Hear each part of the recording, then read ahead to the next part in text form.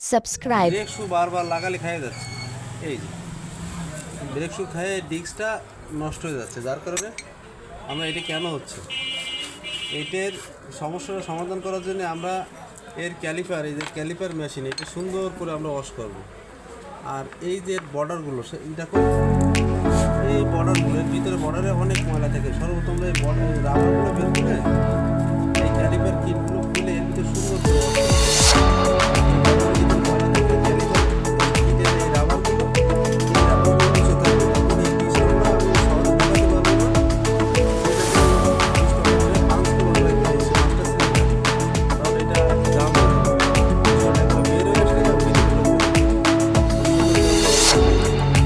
wash করব।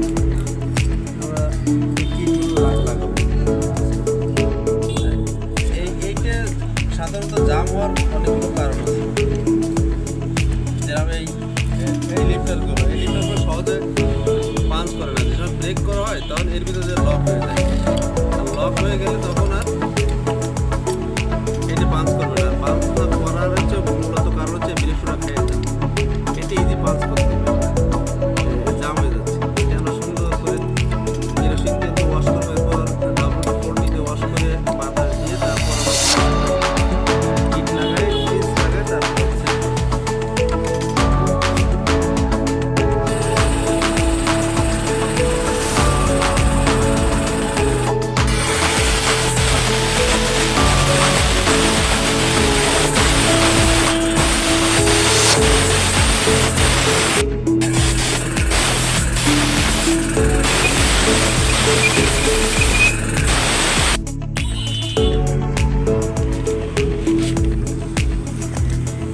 সবসময় original মাল লাগানোর চেষ্টা করবে, বুঝতে পেরেছেন?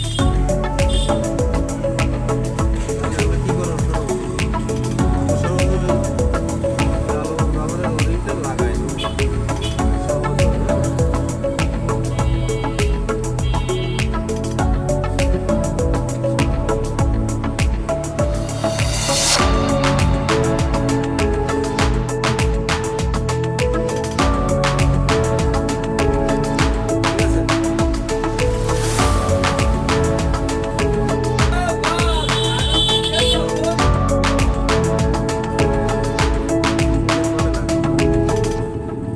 ঠিক আছে? এটা লাগাতে সবসময় পরিষ্কার পরিচ্ছন্ন 5 সেকেন্ড করে।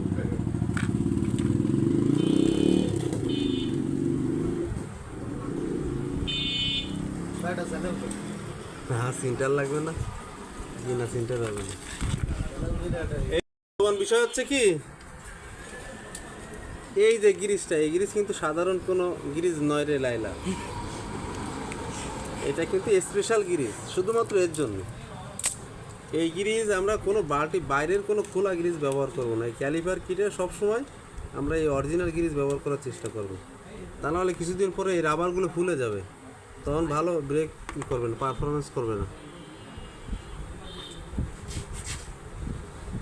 লাগানোর সময় দেখানোর পরে আবার অফ করে দেবে।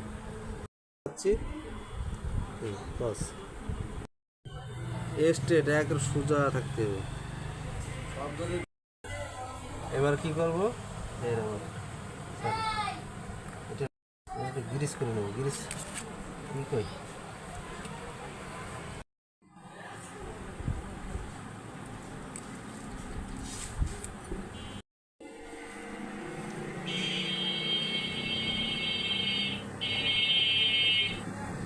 ঠিক আছে?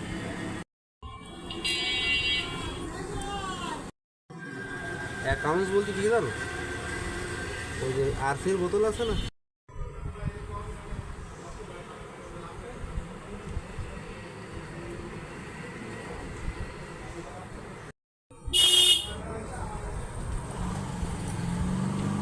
দেখাতে হবে, এটা দেখাতে হবে।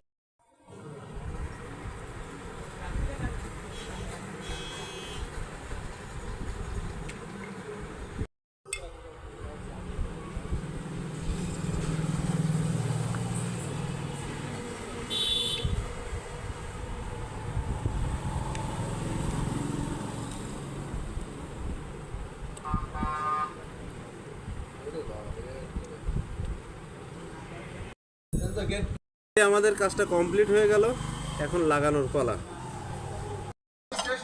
হ্যাঁ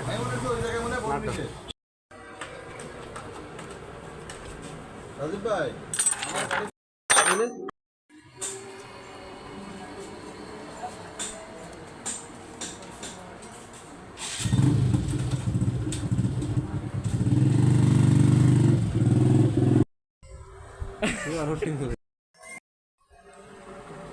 ভালো হবে না কেন কদি